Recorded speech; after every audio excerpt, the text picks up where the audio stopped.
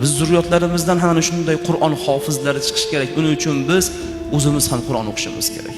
Eng yutqizgan banda kim desa, dunyo hayotida yashab, lekin Alloh taoloning kalomini o'qimay, varoqlamay, qo'llarini o'sha muborak mushaflarda yurg'izmay, ko'zlari o'sha mushafni ko'rmay o'tib ketgan banda bo'ladi.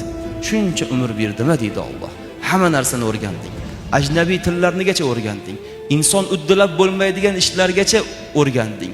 Uylarni qurding, avtomobillarni eng oxirgi rusumini olaman deb tinmay hammasiga harakat qilding, lekin atigi 29 dona harfni o'rganmasdan kelding meni oldimga. Atigi 29 dona harfni o'rganmasdan keldingga issiz deydi Alloh. Afsuslar bo'lsin deydi. Nima uchun? Chunki hamma narsani o'zlashtirgan, o'rgangan, bo'y sundirgan inson Qur'onni o'qishni bilmasdan boradigan bo'lsa, bu achinarli hol bo'ladi.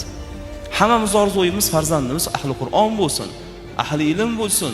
U Qur'on o'qiganda orqasida yig'lab eshitaylik. To'ppa-to'g'ri bu orzular yaxshi va go'zal orzular.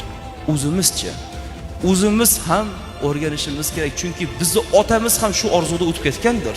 Biz bolamizni shu orzuda katta qilyapmiz. Bizni otamiz ham shu orzuda o'tib ketgandir.